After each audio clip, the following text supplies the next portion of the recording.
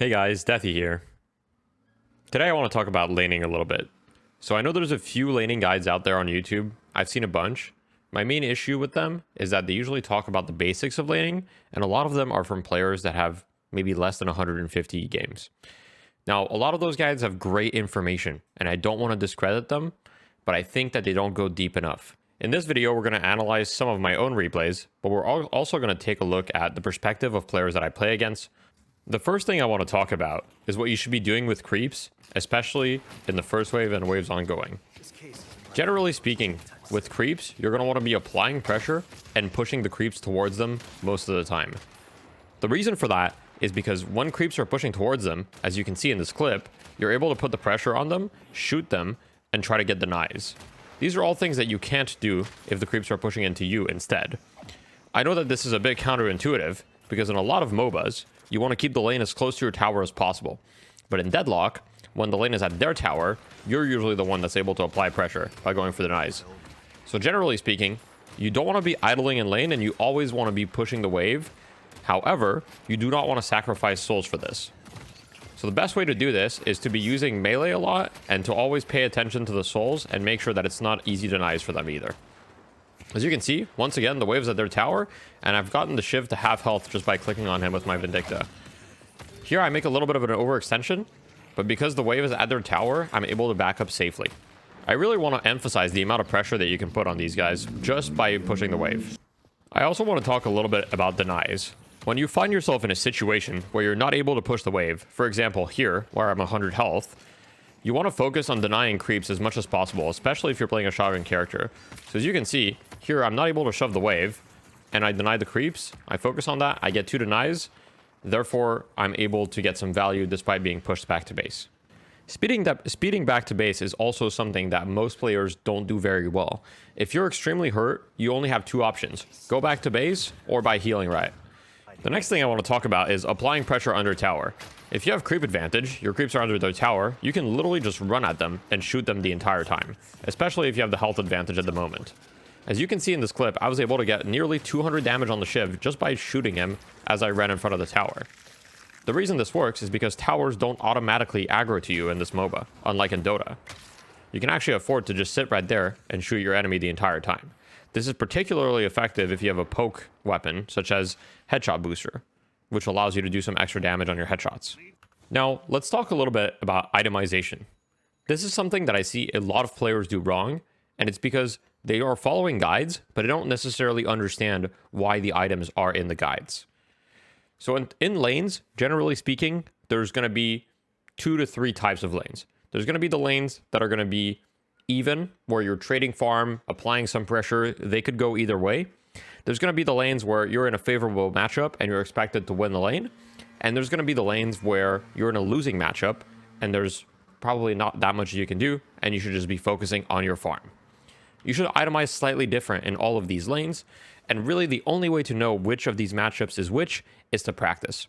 I could tell you guys, hey, this matchup is a losing lane, this matchup is a winning lane. The reality is this will always change, and therefore I don't want to make statements on this right now, especially with how fast the meta is evolving. What is important is that you feel out the first wave or two and you notice, hey, are we currently winning this lane? Are we able to apply pressure? Are we just trading farm, or am I losing? I'll go over these 3 scenarios quickly. Generally speaking, if you're winning the lane, you want to buy items that allow you to pressure even more. These items currently include Headshot Booster, High Velocity Mag, Close Quarters depending on the hero, and Hollow Point Ward, I would say. Rapid Rounds can also be good on heroes that need fire rate, but I would say generally speaking, these 4 items here are going to be your highest pressure items. The reason for that is that they're some of the highest damage in the game. Headshot Booster gives you 45 bonus damage on headshots every 7 seconds, which is extremely strong for harass. Close Quarters gives you plus 25% weapon damage if you're within 15 meters. High Velocity Mag gives you bullet velocity, which is nice on a lot of heroes, as well as 14% weapon damage. And Hollow Point Ward gives you 20% weapon damage if you're above 60 health. So if you're winning lane, you should mostly be above 60 health.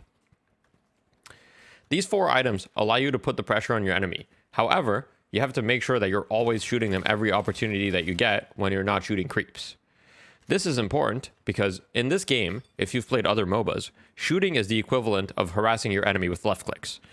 If you're a Dota player, for example, you know that in lane, you should always be left clicking your opponent as long as it doesn't draw creep aggro. Well, in this game, it's the same thing, except it's aiming. If you find yourself in a more losing scenario, you have a couple items that you can consider. Extra regen or healing right are really nice if you need sustain. There's also restorative shot, which gives you quite a bit of sustain, as well as bullet resist and weapon damage. I would consider this a slightly more aggressive regen option. Other than that, extra health or extra stamina are survival items that can help you sustain against burst. If you're getting bursted down, you might want to consider these. Generally speaking, I would say if you're playing an even matchup where the lane feels like it could go either way, I would go the aggressive route, because this allows you to push your advantage further, meaning that I would go for more gun items. However, you don't want to necessarily go for gun items and then go straight away into vitality. I would say that generally speaking, your first 2 items, if you're ahead, should be gun items, perhaps even your first 3 sometimes. Even if the lane is even, if you're not taking a lot of damage, you want to get as many gun items as possible early on to allow you to enable pressure on the opponents. I see very often people getting too many vitality items early or too many spirit items when these don't necessarily give as much value as weapon items on most heroes.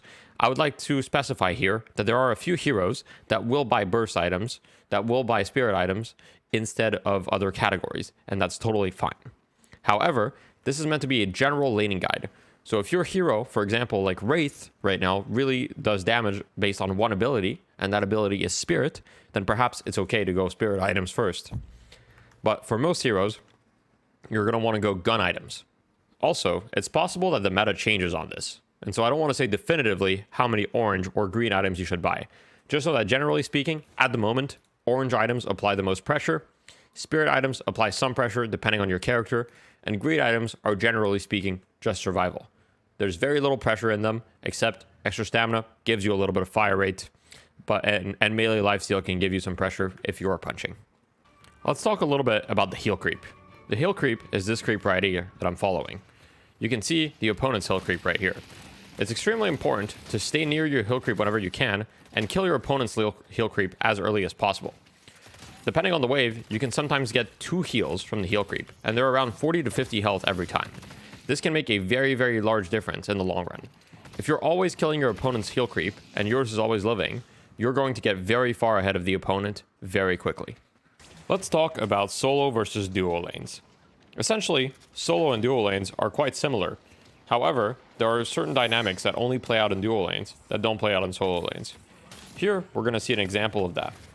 In duo lanes, you have the opportunity to focus one specific person, and you also have the opportunity to have times where you're at a numbers advantage. For example, you have 2 people and they have 1. In this example, we see Hydration and Active Player who are diving me. Actually, they dove my teammate Zach and killed him. Now we can see that they're in a 2 versus 1 because Zach is currently dead and he hasn't been back yet. In this 2 versus 1, instead of just hitting the creeps, the wave is pushing to me and they're going to be shooting me the entire time, applying a lot of pressure to me. As you can see, I'm currently 1 health, and now they're going to dive me because they had a bit of a numbers advantage at the time. This is a crucial difference between solo and duo lanes. The pressure that you can apply is different, and the amount of it is also different. In duo lanes, you're able to apply more pressure. Once again, we see this numbers advantage playing out when my teammate Zach tried to go aggressive. Unfortunately, he's in a 1v2, and therefore he's getting shot at by 2 people. The next thing I want to talk about is when you should be ganking. Here in this example you're about to see, LGTK and I are about to take the tower. We took the tower very early. Generally speaking, as soon as you take the tower, you have a few options. Option number 1 is you keep going, which is what my 7 did. And it looks like he might get a kill for it. However, I think Hayes does escape in this situation. The next thing you can do is look at the minimap and see, are there any lanes that are pushed up near me? Here, I see on my minimap that the Hayes is extremely pushed up, meaning I'm immediately going to go for the gank. She does escape short term, but I don't leave after the failed gank. I'm going to keep pushing this wave. Now that you've won a lane, you should go win other lanes as well. In this game, objectives give money, aka souls, which means that you want to take as many objectives as you can, as quickly as you can. This is an example of me winning a lane very quickly, and then going to another lane and ensuring that we take that tower, therefore ruining the other player's game. If you're winning your lane, you should be doing this to secure the win. This is somewhat related to laning, because if you are losing your lane, you should be having the same mentality. Can I go to another lane that's pushed up? And I would say, generally speaking, the thing you want to look at is, are they past the mid part of their lane? If they are past the middle of their lane, usually it's a good ganking opportunity. If they're at their tower, you should never look to gank, as it's going to be very hard. I say never, a bit of a strong word, but generally speaking, you don't want to gank people that are sitting at their tower. To finish it off, I'd like to go over a laning stage at 1.5x and quickly show you guys what I'm doing. Just an example of what it takes to win your lane. As you can see, right away when I get to the lane, I'm going to look to get aggressive on the creeps, trying to get the creep advantage as early as possible. As you can see, I get the creeps to half health, then I'll try to heavy melee them, all while avoiding damage. Now I'm pushing them under their tower, trying to shoot them and get denies. You'll see this is pretty much the formula to win lane at a very simple level. Of course, there are a lot of variables that play into it, but essentially this is what you want to do. You want to be pushing the creeps, and then once the creeps are pushed, you want to be going for the denies and harassing the enemy heroes. If you don't manage to push the creeps, then it's a bit more of a neutral laning stage. But if you do manage to get the wave pushed onto their tower, you can be the aggressors and try to get some damage.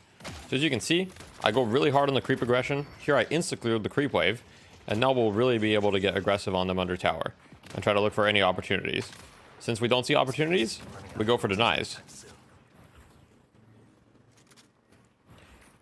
I would like to point out that you should usually buy whenever you have 500. The reason for that is because every item is a significant power spike, which means usually you don't want to wait too long before buying an item. However, you shouldn't necessarily leave your lane right away just because you need to buy an item. Sometimes it's better to stay, even if you're going to hit a power spike by buying an item. The reason for that is because if by staying you're applying more pressure than by buying an item you would, generally speaking, you should stay. Once again, we're still just harassing them, pushing the wave, and then once the wave gets under tower, same logic. Nuke them, try to deny them, and here you can see they can't really be aggressive on us because they'll have to worry about the creep damage. So here I'm actually going to go for the dive. Unfortunately, the Kelvin bought Health Nova, this item right here, which was a very smart decision by him, and I end up dying for this. However, the lane is still pushing into them, they're very hurt, and I'll come back with full health. The situation is still much better for us than it is for them. This is another good moment about what you should consider when you die. If you die in a lane, consider looking at other lanes and seeing if anyone is pushed up. Here I see the Paradox is pushed up on my haze, therefore I'm going to take the speed zip and instantly go gank the Paradox. I'm able to commit on the Paradox and get the kill. This makes my haze's lane significantly easier. Then I can stay here, get a couple souls, and go back to my lane, and I didn't really lose much for that. And my haze's game is much easier, as well as the Paradox's game much harder now. This is also true for the enemies. Whenever an enemy dies, if it's their first death, you should always be wary of the fact that they could be ganking you with speed boost. Always keep this in mind. Once again, you see me applying pressure, diving tower because I can, because we're so far ahead. This is what you can do when your wave is always at their tower. As you can see, their wave has never been at our tower, and our wave has always been at theirs. Which means we're going to win the lane 99% of the time, as long as we don't overextend. Another thing having the wave at their tower does is you're constantly able to apply tower pressure, which means you can get an early tower like this. The tower is dead at 5 minutes, and I've taken towers much earlier before as well. Doing this gives you a significant soul lead. As you can see, we have a 1.5k to 1.8k lead on our opponents right now. The Warden's at 2.3k, I'm at 4.1k. Once again, we've taken the tower, therefore, we're able to gank. The jump pads are very strong ganking tools, and you should always be using the jump pads if you're in a lane that has one, to go gank the other lane if you can, especially if you're winning. Alright, that's it folks.